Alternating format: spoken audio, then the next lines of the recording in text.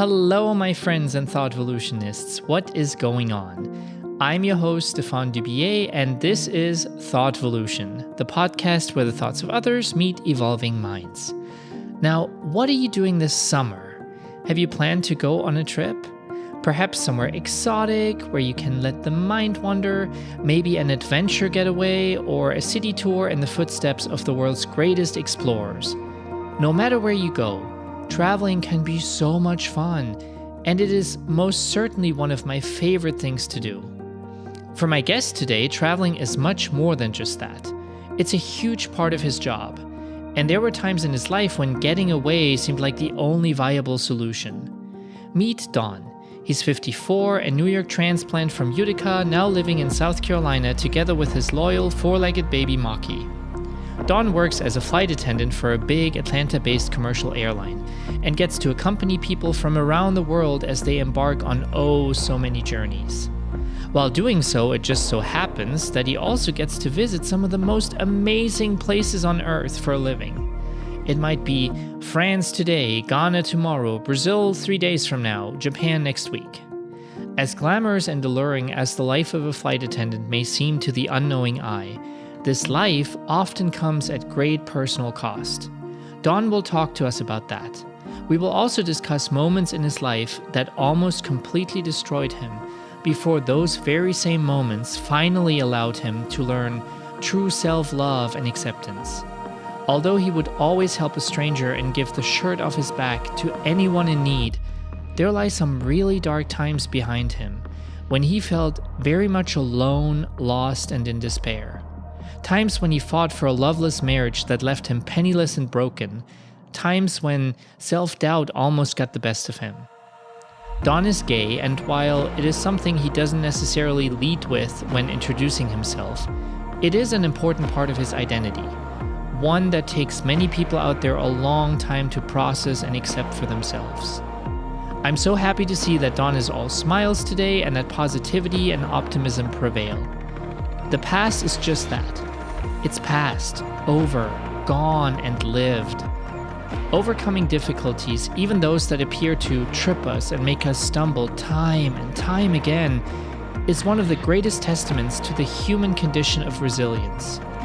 I hope you can find comfort, encouragement, and inspiration in today's story, told by somebody who had to learn that it takes wings to fly, and that growing those wings can be very painful, but boy is it worth it.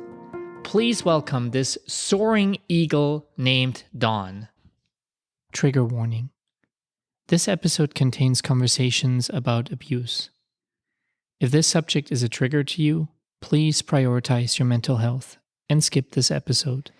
Thank you so much for being here with us, Don, for taking the time out of your busy work schedule to talk to me. I really appreciate it. So, where did you last travel to, and where are you off to next? I just came in from Ghana a couple of days ago. I do a lot of work there with a children's school. I'm trying to count my blessings and pay it forward now. So I have a little boy there that I sponsor for school. And there's a group of us that help contribute to the school with supplies and teaching and reading to the students and teaching them math and spelling and reading. So it's been a really great experience for me to be able to feel like I can now give back a little bit, kind of count my blessings for what I have and kind of pay it forward. So it's a really, I don't want to say a pretty place, but it's a pretty place for me.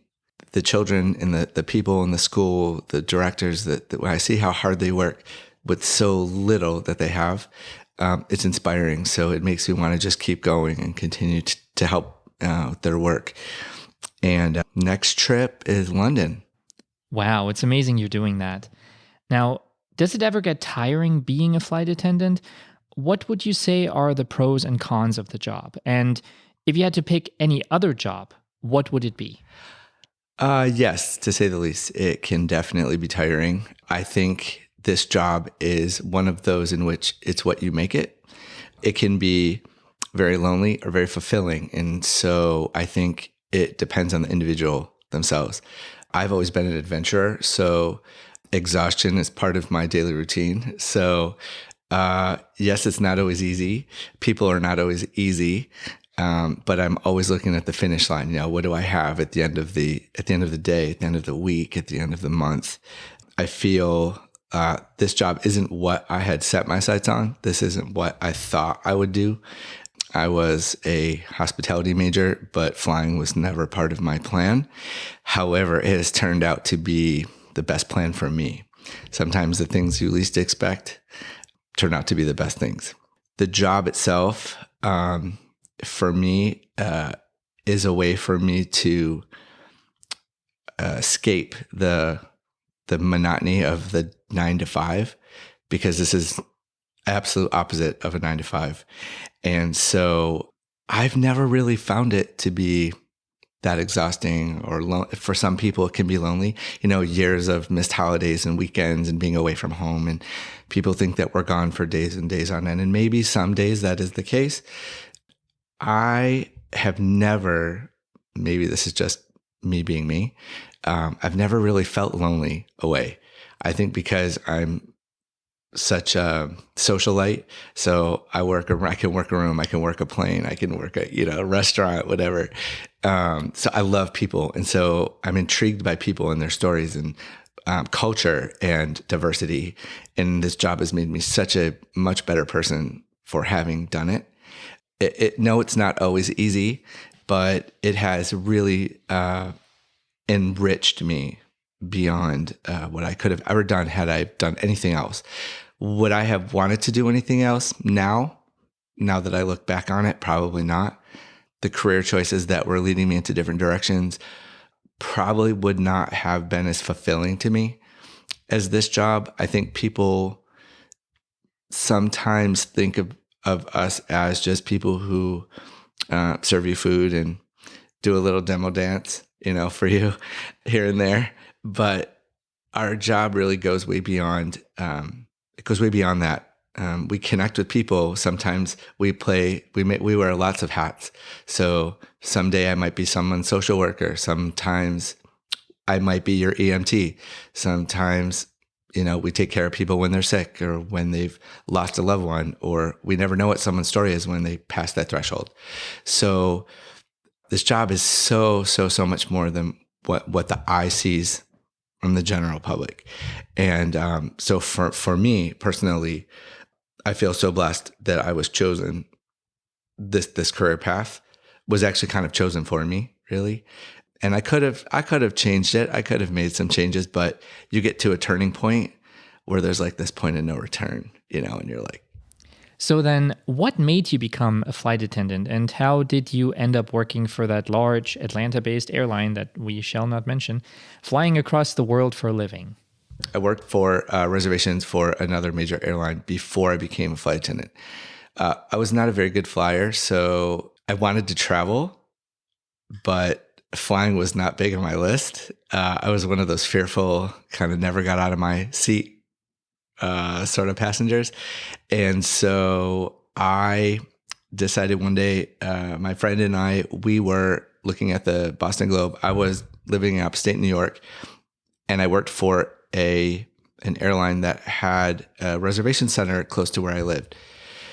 So we were looking in the paper one day, and we decided to fly to Boston. And in this big ad in the newspaper that this small regional carrier of the major carriers was hiring. And she's the one that really pressed me to apply for this job. I wasn't going to do it. I was like, how I am, how I am with the bumps, how I don't know if I can do this. She's like, you have to do this. This is like the universe talking to you. So I said, okay, I'm going to apply. Because you don't have to take the job if you don't want to, but at least go for the interview, see what they say. So I said, all right, I'll apply. So I applied. I went to the interview like 2 weeks later. The interviewers were like the director of flight attendants and HR, and they said, you're a perfect fit for this job. And then I could feel the blood rush from my face. And I thought, I'm going to kill her. Now what do I do? What do I do with all this? And so I graciously accepted the job, and then thought I could always have buyer's remorse later. But I thought, let me just accept it, and I'll go home and I will figure it out.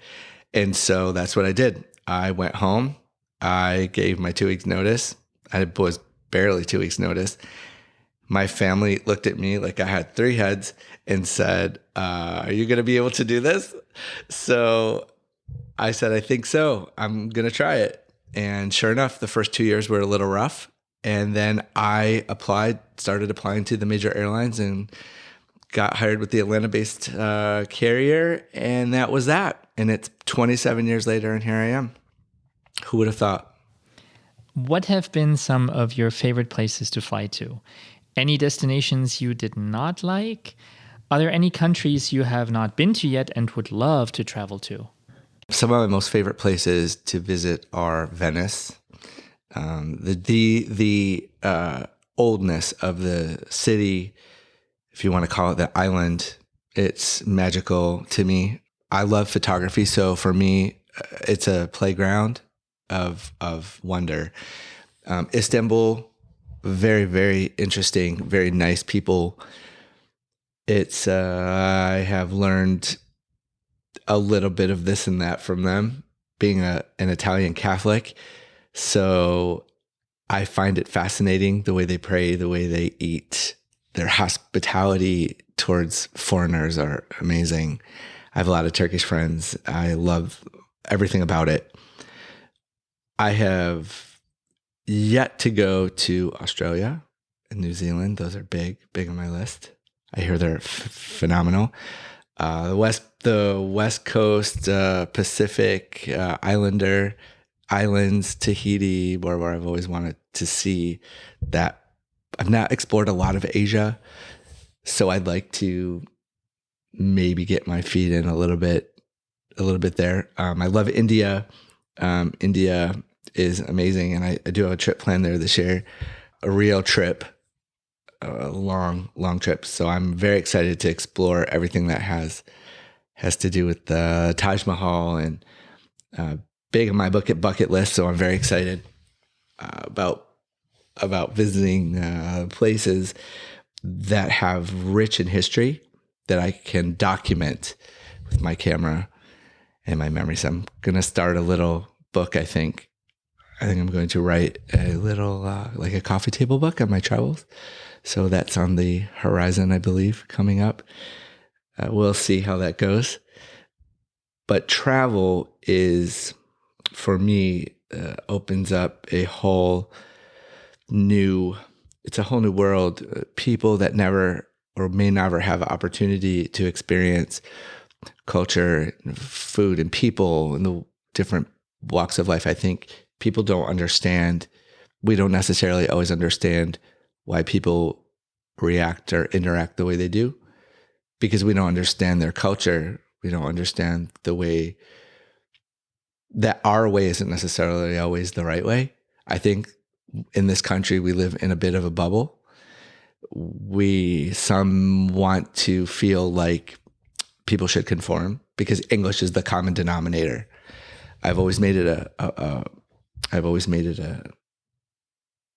an opportunity for me to learn a little bit of this and that. Please and thank you can be learned in any language. And if that's all I learn, at least I've learned something. And were there any places you did not enjoy visiting at all?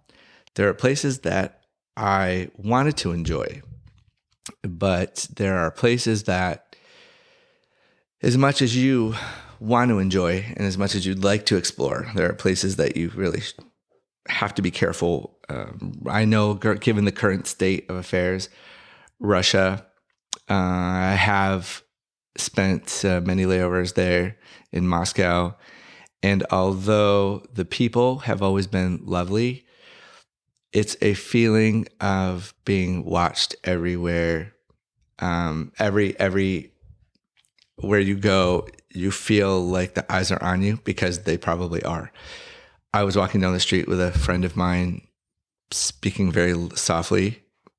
We don't talk very loud there, especially Russian's not a common language.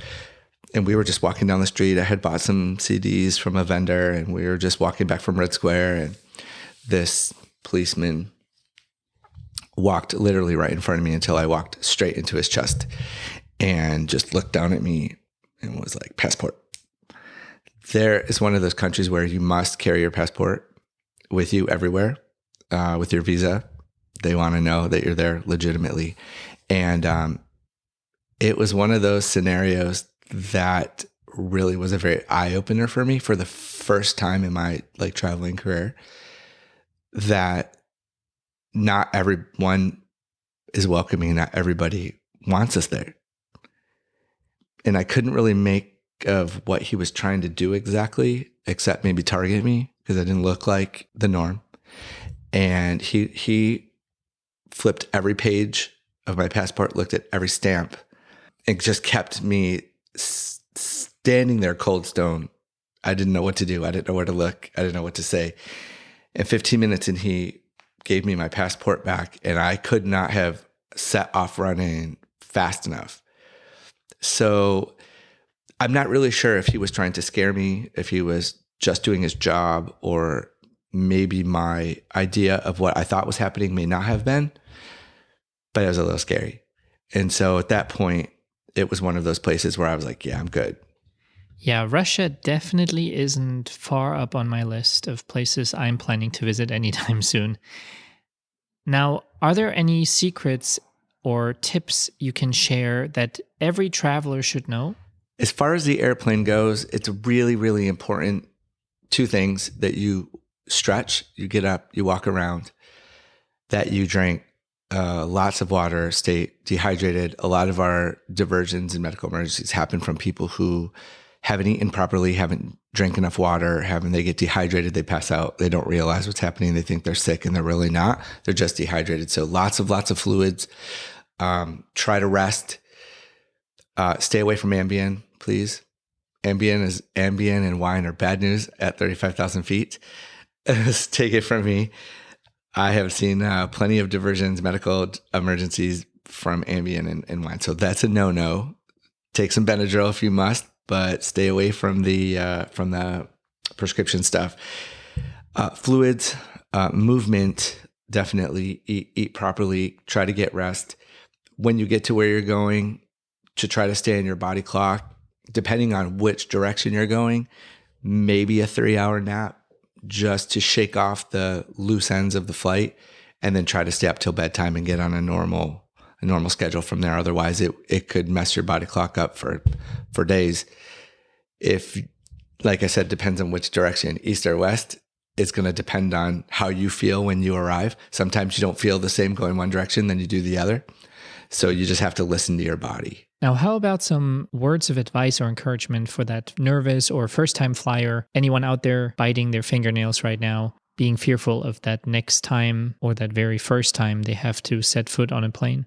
I was one of those flyers. I was one of those people that refused to not travel, but was a nervous wreck from the minute I crossed the threshold till the minute the wheels landed. I think it's fear of the unknown and lack of control. People get nervous because they have no control. When bumps happen, when turbulence happen, they have no. When we're driving, we have control. When someone else is driving, we have no control. I think a lot of the issues that people have when they're fearful flyers is that they have no control over what's happening around them, and that is what makes them nervous.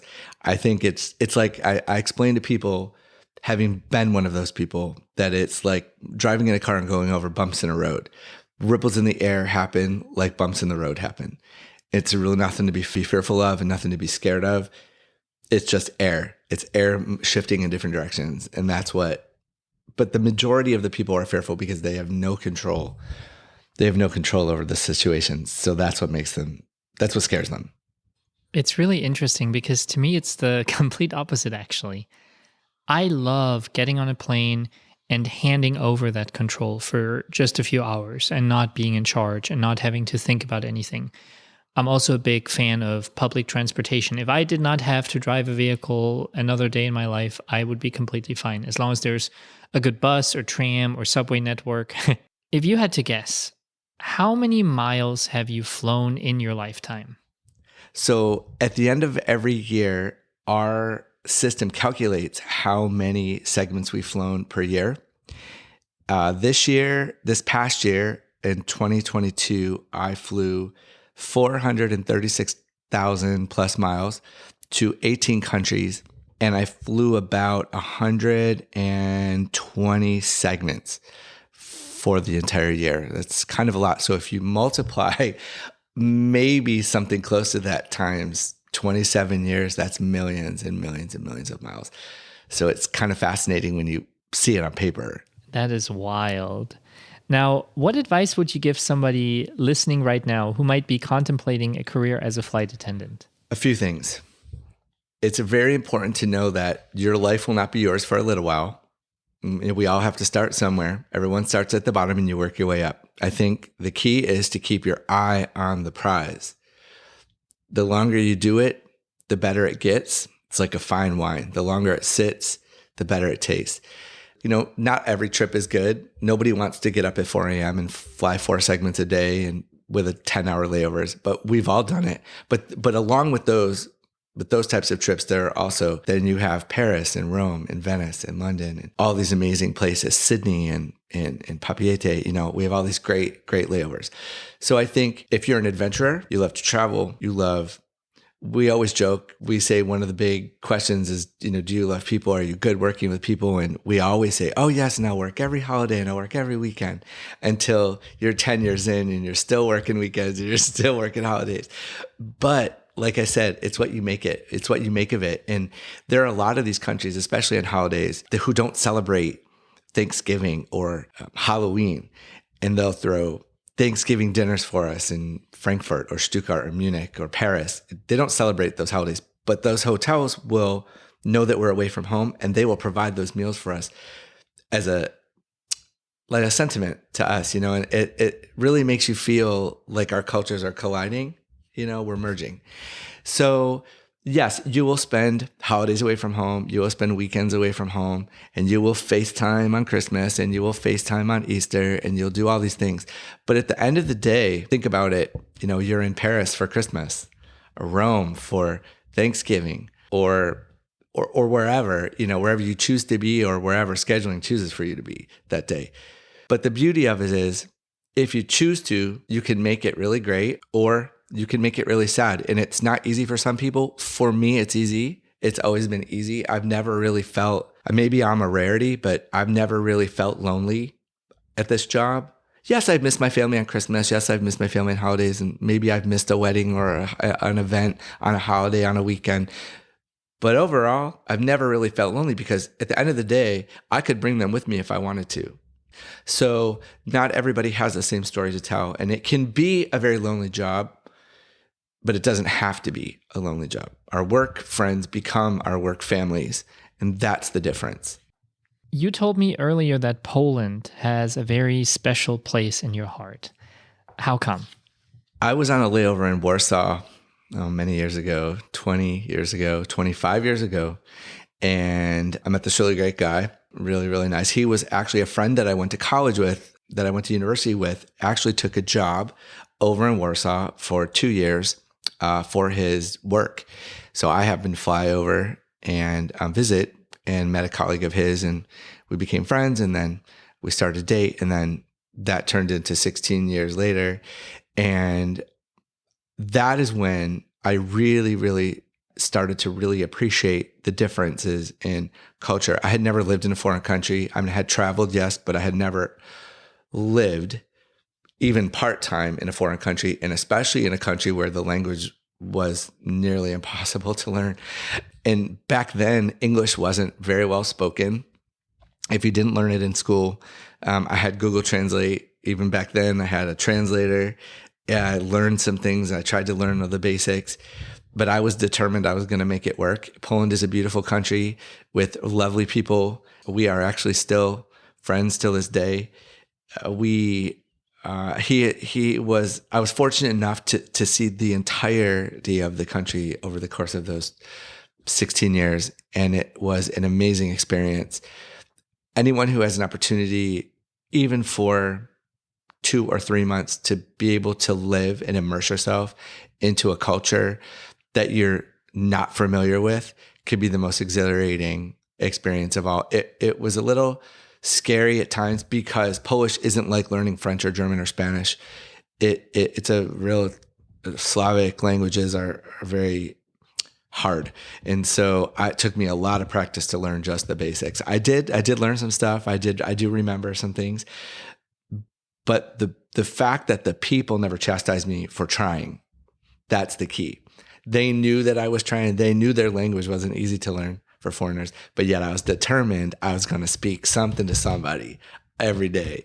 And so it was fantastic. And so anyone who has an opportunity like that should jump on it in a minute, even if only for a month or two.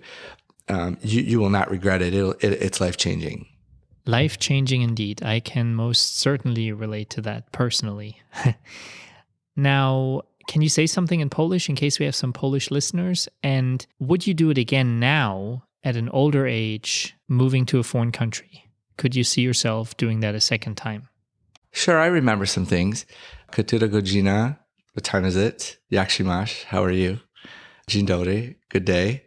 So yeah, I've learned some things. Could I carry on a conversation? No, but I remember the fragments of some things that enough to make people smile. And yes, if I had an opportunity to do it again, I would in a minute. I think at this point, even though I'm pretty far from retirement still, I think once I get close to that, I think that I would love to spend like summers in Italy, Tuscany, learning Italian. That's my nationality. So by my nature, my language that they never really spoke to us as children. So I didn't really learn much of it, but I would love to go and spend 2 or 3 months in a little villa or in Tuscany, just learning Italian from a little guy down the street, who knows, and go into the market and buying fruit. I would 100% do it again. I think those are life experiences that you can't buy. Those are things that you can document in your brain and you can document in photos, but the feeling of that experience is something that you always stays with you. I think everyone that has an opportunity or the ability to do it at least once should. I would do it again in a minute. Let me be your pilot for a second, and let's take a time machine instead of a plane, because it's 2023, so why not? How was life growing up? You mentioned to me earlier that you're gay. Was it tough being gay in New York during that time? And was it hard trying to fit in? I grew up with my Catholic Italian grandparents. So that question is a little tough because my family my family's amazing. I don't know how else to say it. That's really the one word I could describe to them as amazing. My grandparents were very, very special. And I was an only child. So as I got older and I started to come into my sexuality and I started to realize, okay, well, this is probably me. I had some worries. I grew up in the 70s and the 80s. And so back then, it was, I don't want to say necessarily taboo, but it was not really talked about and not really looked, fairly upon, we'll say, for lack of a better phrase. So I always kept it to myself for a long time through high school. It was when I went away to college, I really started to become myself because I was for the first time away from home, far enough away, where I couldn't get caught. Not that I was ever doing anything I shouldn't be doing, but the bottom line is that you never know who was going to see you. Was a relative going to see me with somebody out or, so it wasn't until I was 26 that I really started coming to myself and decided I was going to talk to my family about it. So what I will preface is that I had a cousin who married a Black guy way back in the 70s when that was unheard of, even in New York. And she didn't care. She loved him, and they have amazing family, and their children are beautiful. And they grew up to be one more successful than the next. And so I was reading a book. This is how it started. I was reading a book, and I would read it while I was flying on my trips, but I took the cover off. It was called The Culture of Desire, and it was just about a paradox of stories of guys growing up in the 70s and 80s and what it was like for them and what their journeys were like. And I thought if I read this book, maybe it would help me talk to my family about it, So I took the cover off, put it on my bed, threw threw some mail on top of it and didn't think twice about it after. It was just a white hardcover book. So I came home. I would come home in between trips, and I came home one day, and my grandmother, God love her, she was always had the sheets clean. The bed was always made. My clothes were always folded, and she always had everything just so. But I noticed she had moved the pile from the bed to the desk, and I thought to myself, oh no, I'll bet you she saw the cover to that book. And now what do I do? And so I didn't sleep. I didn't say anything about it. She never mentioned a word about it. And I went to bed that night and didn't sleep at all. My mind was spinning. I thought, oh no, there's no way she could have moved that pile and not seen that cover of that book. So next morning, I hear this knock on the door. And my grandmother was like, hey, when you got a second, I want to talk to you about some stuff. And I'm like, okay. And I knew, my gut knew that conversation was coming. And so it was either, if it was, I told myself, if this is the conversation, she's giving you an opportunity now. So it's either now or forever hold your peace. Like it's either now or never. So she sat me down and she said, I have a question. And I said, yeah. And she said, in her very sweet, very grandma way, are you a homosexual? And I had to laugh for a second because it was just, that's a word we don't really use. I know, we know it exists, but no one really says it, I don't think. And so I looked at her and all the blood from my face rushed to white. And I could feel the tears start to well. And she looked at me and without even shaking a stick said, it's okay, honey. It's okay. And she hugged me and I cried for 2 hours. Grandfather came home and I was terrified of that. And, I was, just to quickly preface, I went to live with my grandparents because I have a very abusive dad. So they took me out of a very abusive home. And so everything scared me. Everything frightened me. The fear of abandonment was terrifying to me. And so I thought if I really, even as a 26-year-old, I thought, what if they leave me? What if they don't want me here anymore? What if you don't know. It sounds crazy, but it's happened. I know people personally that it's happened to. And I was so terrified that I was going to lose my family over it that I just didn't know what to do. And so all I could do was cry. I couldn't even speak. I couldn't even speak for like 2 hours. It was awful. But my grandfather came home and my grandmother said, we had the talk, and yes, it's true. And my grandfather sat down next to me and he looked at me and he looked at her and he said, well, he's our child, so we're going to take care of him. It doesn't matter. What do you say to that? And then I cried even more because then I was like this big relief, and that was in a generation where, they just didn't understand. Hell, I didn't even know if I understood. I didn't even know why it was happening to me. I would go to church and I'd try to pray it away. And I would say my prayers and if this isn't right, please make it go away. Like, I don't know what to do with myself. I was losing my mind slowly, and this on top of it, when you come from such a tight family, the fear of losing them is debilitating. And so I decided that I was just going to have to tell them if I was ever going to be able to be me, and gratefully it worked out in my favor. Thank goodness. My family has shrunk over the years, but the core that's left is incredibly supportive of everything I have ever done. And I'll always be grateful to them for that.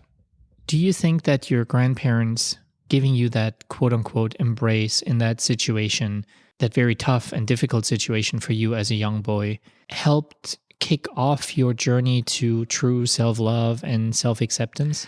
I think it definitely helped. I know that they struggled with it in private. They never said it, but I knew in my heart that they were struggling to accept it. And they knew, I think they saw the struggle in my own face. So I think on both sides, we kind of helped each other. I believe that they could see that I didn't really understand what was happening, as I blatantly was like, I don't do anything different than I ever have. I don't know what creates this. I don't know what, I was young. I didn't know, nobody knows what makes a person gay. Is it a gene? Is it too much of one, not enough of another? Nobody really knows, really. I don't even think today we even really know.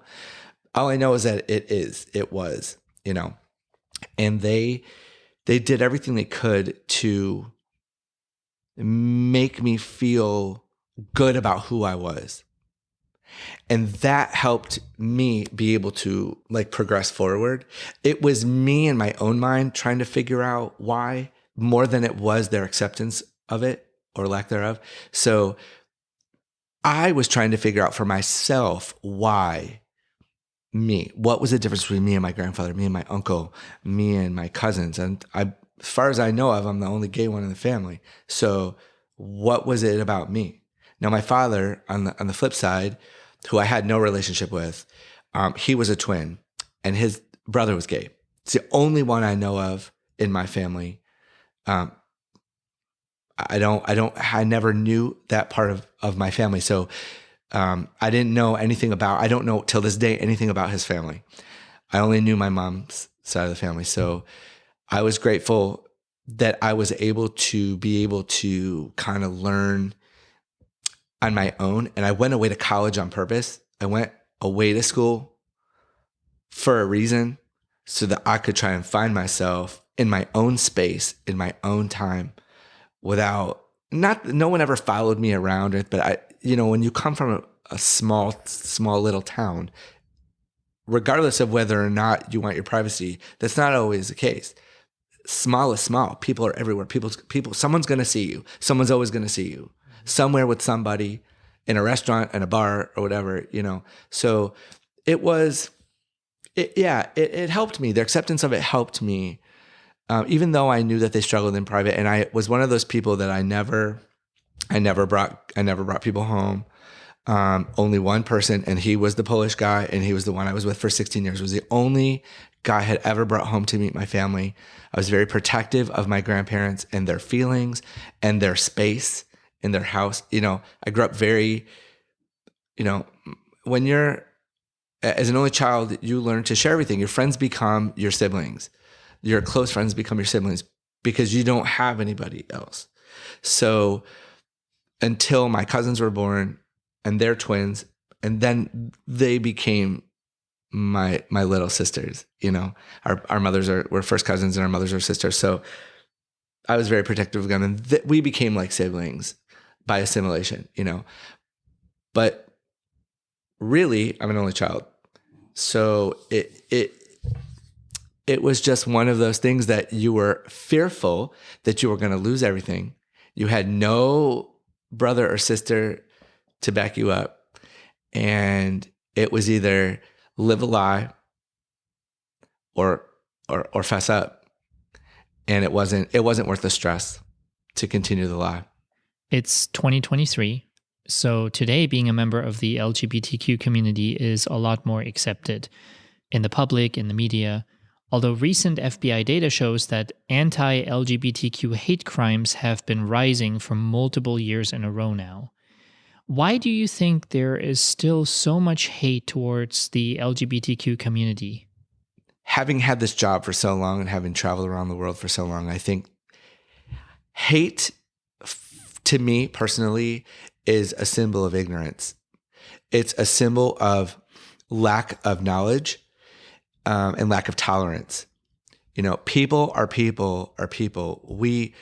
Everybody is born the same, with the same blood. We bleed the same. We laugh the same. We may be different culturally, we may be different color-wise. We may be attracted to different sexes, but to hate someone based on something that you never see, to me, has always blown my mind. And I think it's because I grew up in a household, even back then, my grandparents always told me, it doesn't matter what color anyone's skin is. It doesn't matter what they look like. It doesn't matter if they're skinny or fat. Everybody gets respected. In a time where we were coming out of the whole segregation of black and white and all this stuff, my grandparents never saw color. They made sure that I never saw color or never chastised anybody for it. So there are still areas of this country that I wouldn't go to. There are cities and states, in states that I would never, as a gay guy, want to be caught dead in, even during the day. If they had any inkling that I was gay, I would be fearful. And that's sad, because we're going into, the 21st, we're in the 21st century now, and we're still, I feel like, going backwards. It's like we're regressing back to the 1960s when, blacks and whites couldn't sit in certain areas of the bus, couldn't sit in parts of the restaurant, could only drink out of this fountain, could only go here, could only go there. What is happening? The world is falling apart, and we don't really have any good reason for it to be, So the hate is, to me, is just a lack of knowledge and a lack of tolerance and a lack of just trying to understand. I've always appreciated gay prides and the reasoning behind them. I've never been a big partier. I've never been a big bar person. I've never been a big, yes, I'm proud of who I am, and I'm proud of the person I become and the man I become. But I'm not a big flag waver. Is that without sounding offensive to anyone? It doesn't matter to me who is. I personally, I love the pride events, but I don't know the last time I was able to go to one. And so I think they're great, and I think they're fun, and I think it's a celebration of who we are, and I think it's important. I just have never been that person, to run around the streets in a rainbow thong. That's just, and I'm trying to be funny. Those things are fun, and I'm not knocking it by any means, and I'm not by any means putting it down in any way, shape, or form, because they really are a lot of fun. I just wonder how sometimes the outside world perceives those events. I just think that the world needs to be a whole lot more tolerant of people. It doesn't matter if you're a guy that wants to be a girl that wants to be a guy. I don't know what it's like to feel like I've been born in the wrong body. So I feel for those who do, because why shouldn't you be happy in your own skin? Why shouldn't you be able to be the person you feel you should be? There's no reason why anyone should be intolerant of any of that. And even if I wasn't gay, I was still brought up with the mindset that people are people. It doesn't matter what they look like. So I'm grateful that I am who I am. I just wish that the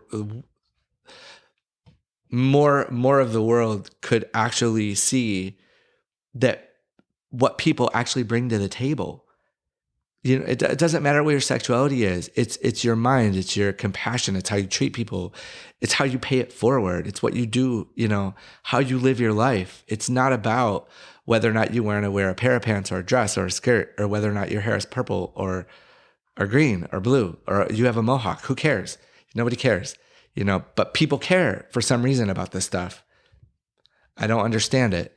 So, have you ever been bullied for being gay? And what would you say to somebody if you had the opportunity right now to talk to a person who does not understand what it's like to be gay, or who may even feel hatred towards you simply for who you happen to be attracted to? I gratefully have never been a victim of that. Thank goodness. I think that people who don't understand then need to put themselves in a position to attempt to understand. So if you don't understand what my day-to-day is like, love is love. Like, there is no gender or sexuality when it comes to love or respect or any of those things.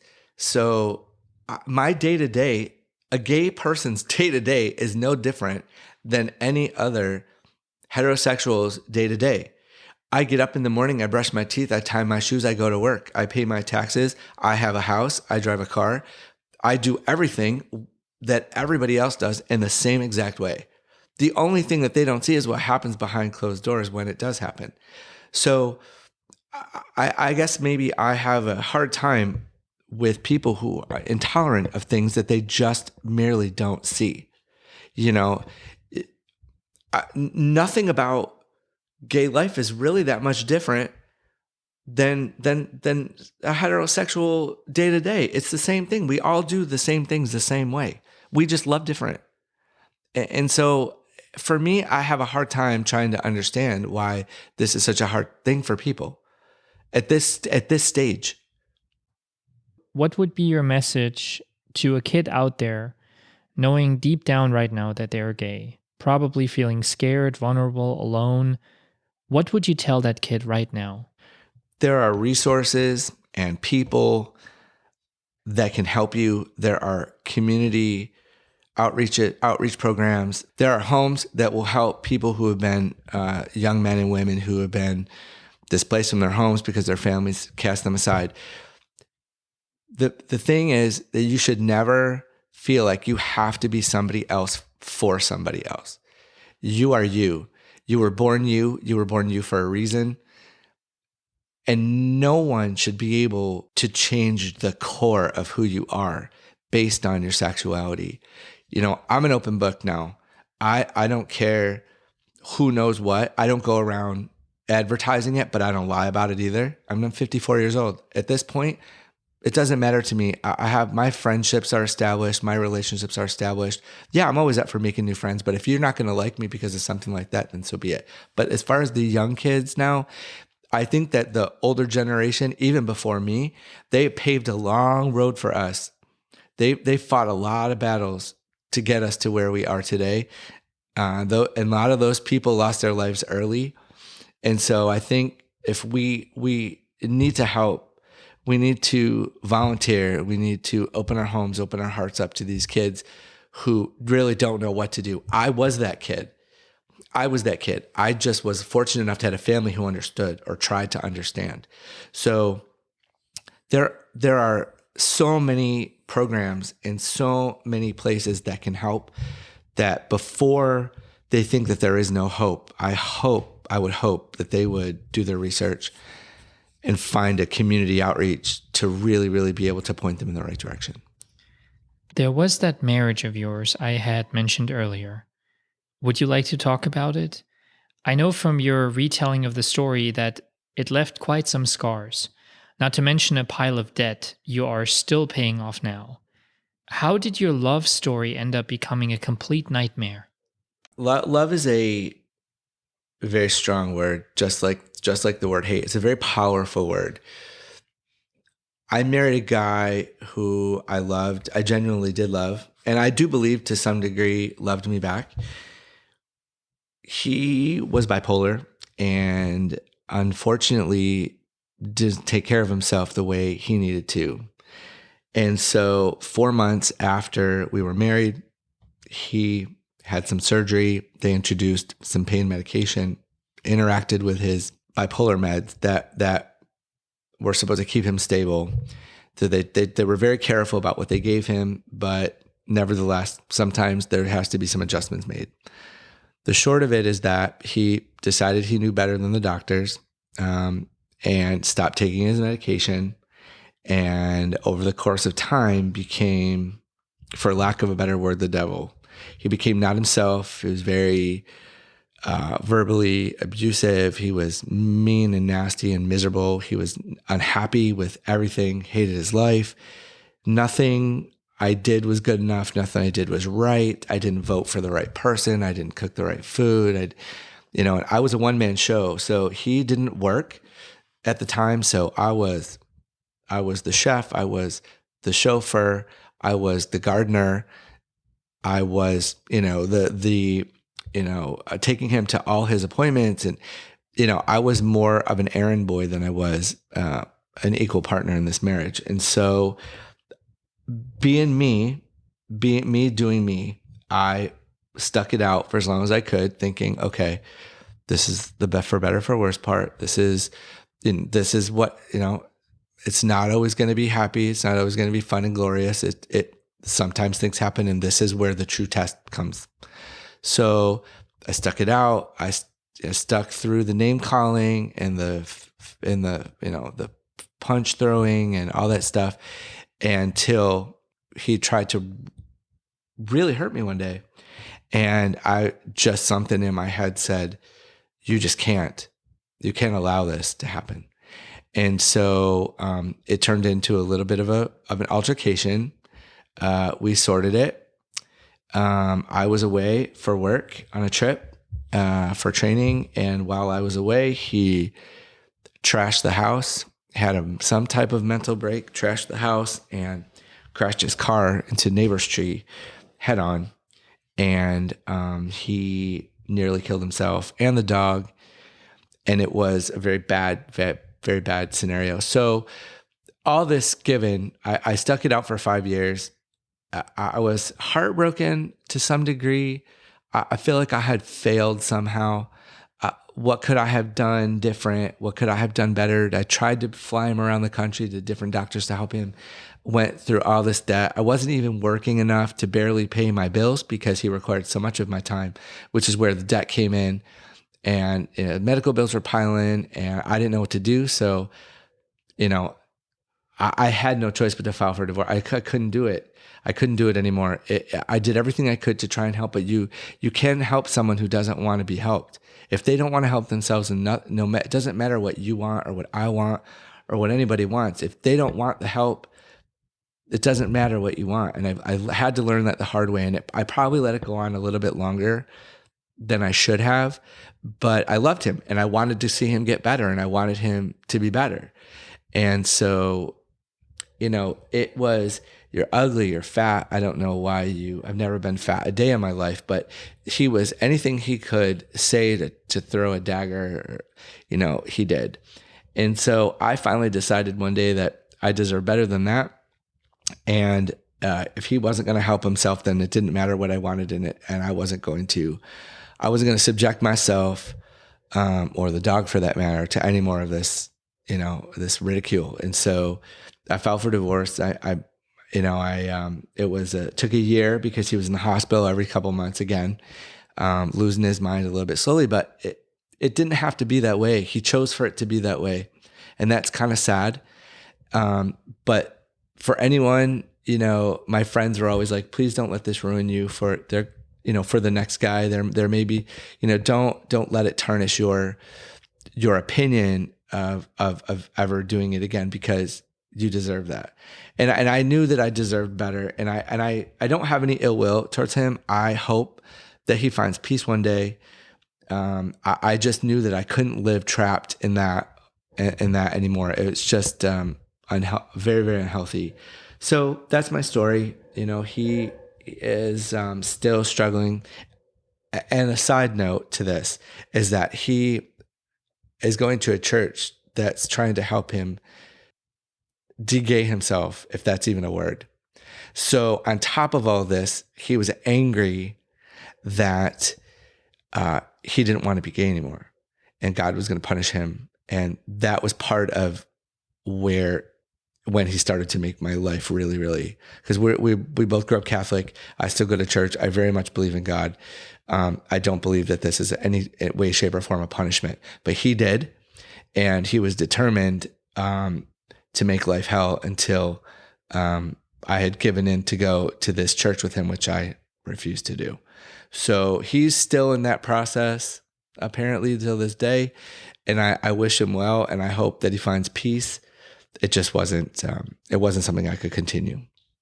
Now, in your intake form, you mention a homeless friend you had while living in New York. Would you like to tell our listeners a bit more about that? Yes. I was 2.5 years, 3 years at my company, and had taken a promotion to be a manager, operations, HR manager. And so I was home every night. And one day I was coming home from a friend's apartment, and there was this guy sitting on the steps next to my apartment building.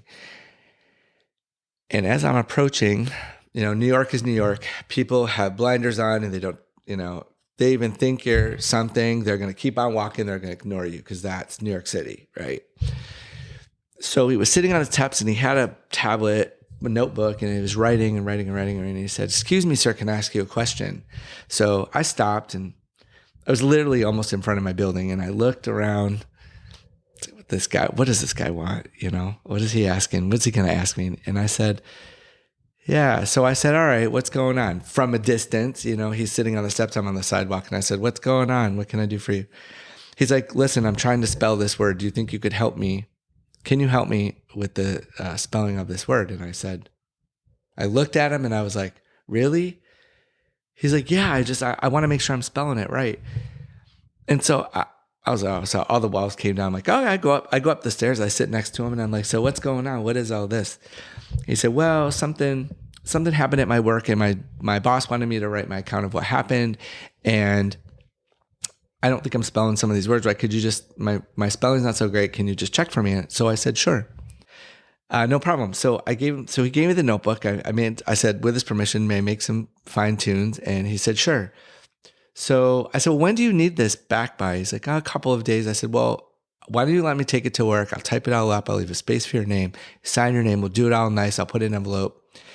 And he says to me, why would you do that for me? And I said, why would you stop me on the sidewalk and ask me a question? I was a total stranger.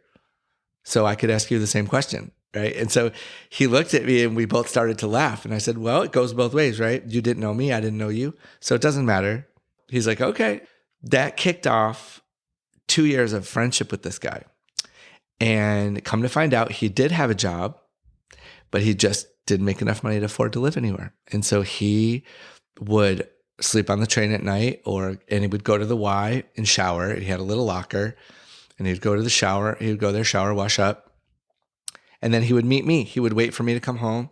He would sit on the subway wall and wait for me to come home at night. And we would go have lunch. I'd take him to dinner and he would come with me to do laundry. And this guy just became my friend. And there was never a minute or an ounce of judgment. I let him tell me what he wanted to. I never poked into his business. I never asked him, how did you, what happened? What's your story? I let him tell me as he got comfortable with me. Come to find out, he was from Jamaica, came to the States. Things happened, broke up with his girlfriend. New York is a very, very unforgiving place to be homeless. It's a very rough, very, it's it's expensive. It's cold in the winter, bitter cold in the winter and brutally hot in the summer. And there's just no happy medium for these poor people. And I will tell you, and I told him, I said, this city's really full of, it's a big facade, this city. It's a lot of fake, not everybody that lives in this city is rich or wealthy or make $1 million a year. I don't make $1 million. I have 4 roommates, and I said, so we only afford it here because we're in bunk beds. Okay. And I'm grateful for it. And I love my life and I'm good for now. For now it works. But don't think for 1 minute that I own anything or that I'm, some big shot, exec. But I may not always have money to give you. He never, ever, ever asked me for money. But I did tell him, I will, as long as we're friends, you will never go hungry. So food and water and things like that are, for me, basic human necessity. And I said, I may not have, and if it's the last $5 in my pocket, we're going to get you a burger and something to drink. Like, you will never go hungry as long as we're friends. And so we just became this amazing, we established this amazing friendship, and when I came back to fly, when I left the office and I came back to fly and I moved, sadly, that was when cell phones were just now becoming a thing. And he obviously didn't have a phone. There was no money for that. But, I tell his story. I have told this story this last year probably 3 times, maybe 4 times. So even though it's been 24 years, he still rings in my brain so often. And I hope that that's a good thing. I hope, and I always prayed for him that something good, that maybe I in some way maybe gave him some type of little boost in the right direction. Because he was a really nice guy. And you could tell he was trying. You can tell when people are just panhandling to panhandle. And then sometimes, when the people who are really, really trying, the world's just against them. Everything's just not going their way. And if I had a flat of my own, apartment of my own, I probably would have brought him home and let him shower there, and because that's just me, but I had 3 female roommates that wouldn't have gone over well. But he was a sweet guy, and I really hope that maybe he rings in my brain because something good has happened to him and that he was able to get out of that rut. So, he was very special, and he taught me, I think, far more. He gave me far more than I gave to him, I feel. So here's to Joe. And perhaps Joe is listening. Or somebody who knows Joe. You never know. The world is turning more and more into this small little village thanks to the magnificence of the internet. So if Joe's listening, or if you know who Joe is, check out www.thoughtvolutionpodcast.com. Get in touch with us. We will make sure to pass on the messages to Dawn. Now, moving on. One of the hobbies that you have, that you mentioned, is photography. You're very passionate about it, which I guess is the perfect kind of pastime for someone who travels as much as you do.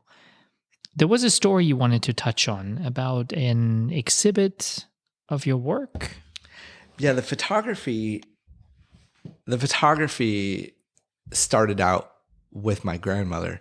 My grandmother didn't drive, so when I was a child, she always had me creating, painting, drawing, building things. So as I got older, I somehow developed this passion for photography. When she passed away, I needed an outlet, and photography became it. And so for a few years, I had been snapping pictures, and when money was tight, I would frame photos and make note cards and do those things. And I would give people, I would go to Venice and Rome, and I would go to these special papery stores, and I would buy homemade paper, and I would wrap them all nice with bows. And it was just a part of me I was giving to someone else. So one day I was on a project in Atlanta, and I was at having some drinks with some friends at a bar one night, and this couple sitting next to me, and we started talking, but we just back and forth, just say, what do you do? What are you doing? Oh, I work for an airline. I'm here on assignment. And they said, well, what do you do? What do you like? So, we just chitter chatter over beer, And I said, I love what I do, but, photography is my thing. And they're like, oh, you love photography. Oh, we happen to own a gallery, 2 galleries in Stone Mountain. And I said, oh, really? And they were like, yeah, well, you should bring your portfolio sometime. Let us have a look. I was like, oh, okay. So we exchanged numbers. We became friends. We had a couple of dinners. I went home one weekend, brought my portfolio back, went to their house, and they're like, wow, we really this is some really good stuff. And I said, I don't proclaim myself as a photographer, maybe in my own head. I've never taken a class. I'm not professionally trained. I just know what looks good to my eyes. And so they're like, yeah, but bring this to the house and let us have a look. And I said, okay. So they looked through all my photos. I had stuff on an online gallery and the actual physical portfolio. And I went home, and the following weekend, I got a phone call, and they're like, hey, we want to talk to you come over for dinner. And we want to talk to you about some stuff. I'm like, okay. So every August, the photography students in one of the local colleges submit 2 pieces of work for their final exams. And they always enlist a photographer to launch this big exhibit. So the photographer's work's on the lower level of the gallery, and then there's the upper galleries where the students display all their work. So they said, we would like for you to be our photographer this year. And I was like, I'm sorry, what? What was that? I was like, are you kidding me? Really? I'm like, that I'm not a full-on photographer. They're like, we don't care. We love your work. It doesn't matter. You don't have to be a full-on photographer, but we love your stuff. I'm like, okay. So we went through the list. I chose 34 pictures, 34 photos that we both agreed on. Some they liked, some that I told them that must be, there were some must-haves for me. And they were like, that's fine. And we chose 34. I gave it a title. It was called To See My World. And I had a huge, huge exhibit. I think till this day was probably the single most exciting day of my life. And that was more than probably 10 years ago now. I'm due for something now. But to see my name on a wall and my photos, and it was all pictures from my travel, from South Africa to Cairo to Hungary to Paris. Like, it was a worldwide, global exhibit. And it was amazing, and something I will always be grateful to them for. It was an experience that a lot of my photographer friends have never had. So I'm so grateful for it. And I am also still friends with them till this day. I haven't done much with the photography lately, but it's coming. It's coming soon. Something new is coming soon. Last but not least, tell us about 2 unforgettable guests you had the pleasure of being a flight attendant for. One in the most positive sense and one not so much. So negative. Oh, there's sadly so many negatives, but they definitely don't outweigh the positives. So there was this woman we had one day. We're coming from Frankfurt, and we're going to JFK, and she got on board very, very abrupt, very cold. You know, you never know what kind of day someone's had before they get on board. So I just kind of let it roll. As long as they're not breaking any rules, they don't have to be warm and fuzzy. It doesn't matter. So she gets on board, and flight attendants are like, God, this she's just so nasty. Like, she doesn't like her seat. She doesn't want this. She doesn't want that. And so I was a service leader. So like, can you go talk to her, So I went to talk to her, and I said, listen, I don't know what's going on. I don't know what kind of day you've had, but you got to tone it down with the crew, like, whatever you got going on. If there's something we can do for you, great. But you can't be treating the crew like this. You can't be yelling at people. We're not going to have that today. So if there's something you would like to discuss with me, that's great. I'm happy to sit with you, but this is not going to carry on for the next 8 hours. It's not going to end well. So that being said, whatever. Oh, well, blah, blah, blah. I said, I'm not here to argue with you. I'm just here to tell you this is how we're going to do it today. Okay. So we finished the service. Flight attendants are like, man, she's just so nasty. And I said, well, what? I don't understand. Like, what's the problem? She's like, I don't really know. No one really knows. She's just mean.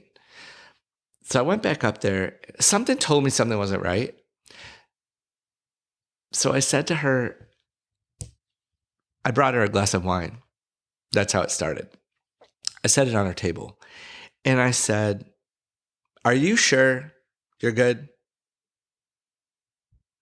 And she looked at me for a minute. And I said, you look like a really nice lady. No one can seem to figure out what's happened. And you, by all means, don't have to tell me anything. But what's going on? Is there something? This is what we do, right? This is what I do. Not everybody's like me. I knew that there was something not right. And so I was determined I was going to try to get to the bottom of it. So I said, if you want to talk about it, I'll be in the galley. Please feel free to come see me. Something tells me something's off here. And I just wanted to let you know that if you want to chat about it, by all means. So she starts to cry, and I'm like, I knew it. I knew something. I knew there was some underlying cause. And I said, what is going on? Like, what is wrong? How can I help? She said, well, I'm sorry I've been so, I'm sorry I've been so miserable. She said, I bought this really, really beautiful, very expensive bottle of wine in duty free. She was changing planes. For some reason, security wouldn't let her. It was sealed in the back. I still can't, till this day, I never could understand why they took it, if it was sealed in the duty. Nevertheless, it was her, I want to say 30th or 40th anniversary, and this special wine was going to be for their anniversary dinner. She was just so angry about it that she's like, I just don't understand. I said, I don't either, and I'm so sorry, but why don't you give me a minute? So I leave her for a few minutes. I go to business class, and I line all the red wines up on the counter, and I'm like, all right, what one looks expensive? And I'm looking at mom, eyeballing them all. And I said to the crew, what's been the most popular bottle of wine tonight? What are they drinking the most of today? Because that's the bottle of wine I'm going to give to my friend.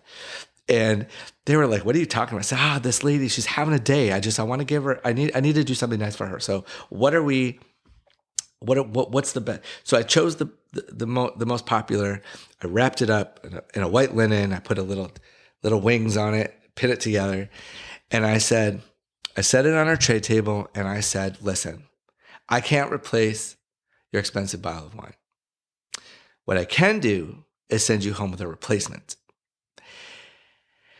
And she cried and she hugged me and she's like, I know I've been unbearable and I'm sorry. And I said, I knew in my gut something wasn't right. And I'm sorry this happened, but maybe he doesn't have to know now. And she laughed, she smiled, and she's like, I can't believe you would do all this. And I said, it's really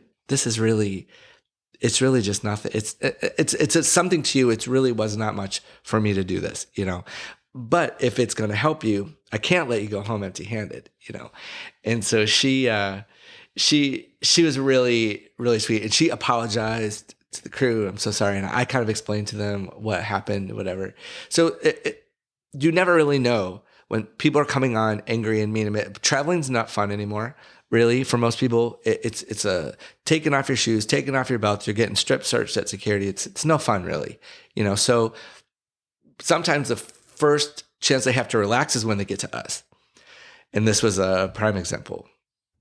Turning a bad situation into something beautiful and meaningful for somebody else, and brightening somebody else's day. Really, a beautiful message to close this interview with. Thank you very much, Dawn. Perhaps our listeners will leave us a suitcase full of questions for you to answer. Would you be willing to fly back to Thoughtvolution Island and to do a follow-up interview with me if we get enough responses? Yeah, absolutely. I'd be happy to, 100%. Yeah, anything to talk about my job, sure. Talk about what I do on the daily. Yeah, I'm happy to answer anything. Friends, I feel so incredibly fortunate that I get to talk to fascinating people like Dawn, and that I get to listen to their captivating stories. It's an honor, a privilege, and something like an unexpected gift handed to me by a stranger, really. Something so real and authentic. Thoughtvolution has become so much more than just a podcast to me. It's regular people like Dawn, Nariman, Jennifer, Dustin, Anna, and so many others creating their own legacy to bring encouragement, joy, and relatability to you. Doesn't it feel like a warm embrace when you listen to somebody just sharing and being genuine? It always puts me in a great mood. In any case, that was episode 5 of Thoughtvolution, the podcast where the thoughts of others meet evolving minds. Please check out our website. There is so much to explore. We have an intake form in case you want to be on the show yourself. There's a merch store with hoodies, t-shirts, and hats, an episode guide, and even a bit about me. So please check it out. The website is www.thoughtvolutionpodcast.com. Again, that's www.thoughtvolutionpodcast.com. You can also call us and leave a virtual voicemail message that we may use in a follow-up episode. That number is 864-501-5033. Again, that's 864-501-5033. Of course, there is www.facebook.com/thoughtvolution and www.instagram.com/thoughtvolution. And we would love for you to follow us there. Please also make sure to rate and review our podcast. It really helps us out. And tell your friends about it. Shout it from the rooftop. Put a message in a bottle and let the world know that Thoughtvolution exists, that it has touched your life, and that it is something rather special. I appreciate every single one of you so very much. You make this show possible, and you're the reason I'm doing this and my guests are doing this, so thank you. Thank you so very much. For the long week ahead of us until episode 6, I would like to wish you a joyful heart, an open mind, and thoughts that continue to evolve. So, no matter where you are, please do remember that you matter, that your life has meaning and purpose, and that we can all, in our small little ways, be and become the change we want to see in the world. Perhaps reach out to somebody today from your past and let them know that you're thinking of them. No matter what, do something beautiful, create something unique, and always be kind to each other.